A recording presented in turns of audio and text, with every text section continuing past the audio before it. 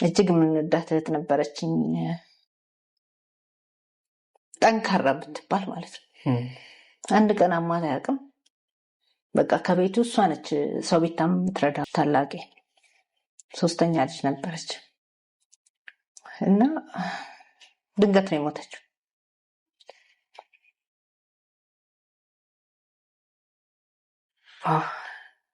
አሁን 7 ዓመት ሆኗታል እና ለ3-4 ዓመት ራሴን አላውቀውም ነበር ምንም ሳናስባት የሚገርምህ ሮብ ዕለት ደውላ ናፈቅሽኝ ነው ያለች ፒያሳ ነው የምትኖረው እናቴ ጋር እሑድ ማህበር አለ የሆነ ኪዳነ ምህረት ማህበር በቃ እሑድ እንገናኛለን አልኳት ማለት ምንም ማለት አልነበረም እዚህ ጋር ብሄድ እሷ ቅዳሜ ሞተች እሑድ ተቃጥለች ሳንደርስ በቃ በህይወቴ በጣም ማዝነው እና መቼም የማይወጣልኝ ጊዜ እሱ ነው በቃ ሳምራዊት መስፍን ትባላለች ታናሽ እህቴ ነች በህይወት የለችም አሁን በልብ ህመም ምክንያት አልፋለች እና አናኒያ የሚባል ልጅ አላት እናቱ እንደሆንኩ የሚያውቀው ያው ገና ስለሆነ ልጁ እኔ ነው እናቱ እንደሆንኩ የሚያውቀው እሱ ባይኖር ህይወት አይኖረኝም ነበር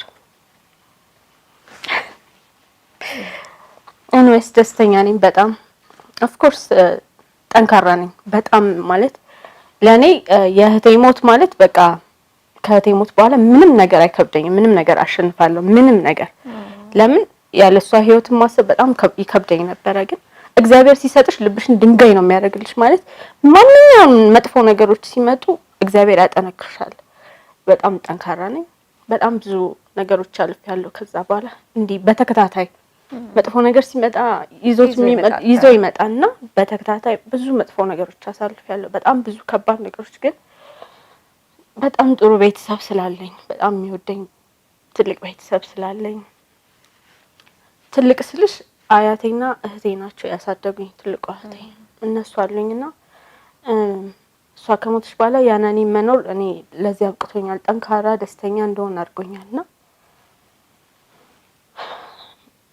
ማይቻል የሚመስለኝ ነገር ሁሉ በጥሩ ብቃት አሸንፋለሁ እችላለሁ እግዚአብሔር ሁሌ ከኔ ጋር ነው ይረዳኛል በቃ ማለት ሁሉን ነገር ያስተካክልልኛል ሁሉን ነገር ለበጎ ነውና እግዚአብሔር ይመስገን እድለኛ ነኝ አንድ ልጅ እናት ነኝ አሁን እጅግ ከባዱ በቃ እንዴት ልበል በጣም የሰበረኝ ደግሞ ጓደኛዬ ነጣውበት ጊዜ ነው ባታወራኝ ደስ ይላል አልችልም ስለሳወራ በጣም ነው የማልወድ ፍፄ ሲቤት ሳላለቅስ ወጣለሁ ያሰብኩትን ከባድ ነው የሷ አሟሟቷም ከባድ ነው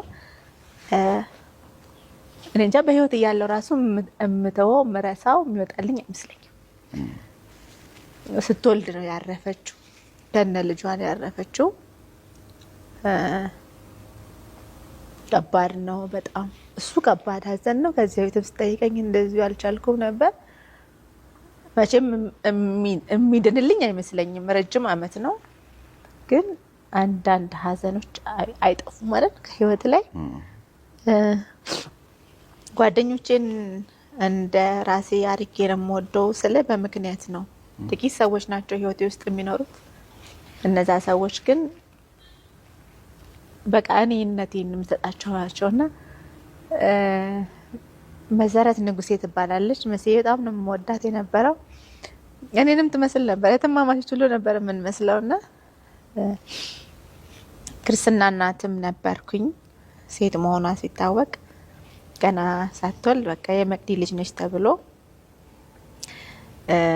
3 ቀን በፊት አይቻታለሁ አዳማ ሄጄ እንደምትወልድ ተነግሮኝ ምጥ በጣም ፈራ ነበር ገና ሐሳቡ ያስፈራኝ ነበር የምጥና ይቺ ፈሪ አሁን ታያለሽ እኔ በመልጥ ነው የምወልደው ሮብ ቀን ነው መሰለኝ ቀኑ ሐሙስ ጧት መተቀፈያ ይዘሽ መጥተሽ ልጅሽን ትወስጃለሽ እያለችኝ ኢቭን የዛን ሰዓት ምጥ ላይ ሆና ሆስፒታል እየሄደች ደወለችልኝ። ይኸው እኔ እያማጥኩ ነው። በጣም ቀጭን ነች እና በያኔ አቅም እንኳን ይኸው እያማጥኩ ነው፣ እንዳትፈሪ ምጥማ አያስፈራም፣ እሺ በምጥ ነው የምትወልድ አንቺ ስትወልጂ እያለችኝ ጠዋት እና ልምጣ አሁን አልኩኝ ስላት አይ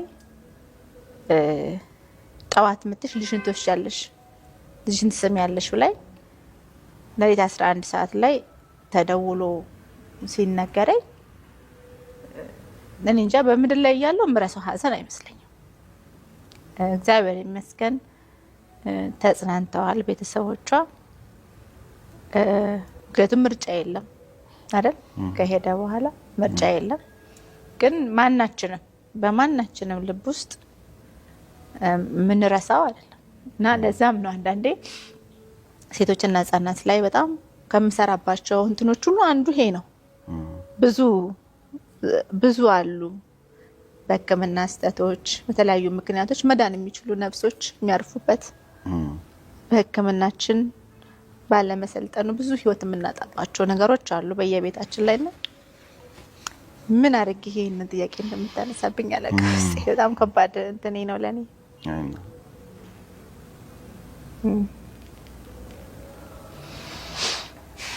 ይሄ በተለይ ባለፈው አመት እናቴን ካጣው በኋላ የነበረው ተስፋ መቁረጥ ላይ ነበርኩኝ። ምክንያቱም ከሀዘኑ ቀጥሎ ነበረ እኔም አይኔን ማለት በቃ ማየት አቅቶኝ ነበረ 2-3 እየሆነ እየታየ። አራተ በእውነት ምንድነው ህመሙ? የሆነ ጭንቅላታችን ውስጥ አንዳንዴ የተፈጥሮ ፍሉድ አለ። እሱ ፍሉድ አብዞር መደረግ አቅቶት የአይኔ ነርቭ መጫን ጀመረ። ኮዙ ብዙ ጊዜ አንሆን ነው ይባላል፣ አይታወቅም ይባላል። ወይ ስትረስም ወይ ጭንቀትም ሲባል ነበረ፣ ብዙ ነገር ሲባል ነበርና በቃ ኢሚዲየትሊ ሃፕን አድርጎ እሱ ምን አይነት ሞመንት ሊሆን እንደሚችል አስበው። ግን የሚገርምህ እዛ ሰዓት ላይ በለጠ እግዚአብሔር ላይ መታመንን ተማርኩበት እና በቃ የሆኑ ነገሮች ክሊር ይሆኑልሃል፣ ይገባሃል። ዞሮ ዞሮ ዓለም ላይ ያሉት ነገሮች ብቻ ማተር እንደማያረጉ ዞሮ መዘጋጀት ያለብን ከእግዚአብሔር ጋር ለምንኖረው ነው። ልክ እሱ ውስጥ ራሴን ስሰራው አይ ቲንክ እድልም በተሰጠኝ ነው ነገሮች ሁሉ አሪፍ ሆነው መልሶ ይኸው ወደ ስራዬም ተመለስኩኝ። ዋው እግዚአብሔር ሁለተኛ እድል እንኳን አውጣልኝ ብለሽ ነበር። በቃ የነበሩት ህመሞች ትንሽ ዊርድ ነበሩ። ስትረሱም ጭንቀቱም አብሮ ተደማምሮ በቃ ሬስትለስ እንቅልፍ አልተኛም ምን አልልም ነበር። ቆይ በህይወትሽ ምን ያስጨንቅሻል? በተለይ እናቴ ጉዳይ በጣም ያንሰማው ትንሽ ከባድ ጊዜ ነበረ። ሀዘኑም ህመሟ ራሱ ከሀዘኑ በላይ የነበራት የህመም ቆይታ በጣም እኛን ስናየው ስትረስፉል ያደርግ ነበር። እሱን እያደረግን ደግሞ እንዲሁ ፐርሰናሊ ሌሎች የራሱ ኢሹዎች ይኖረሃል።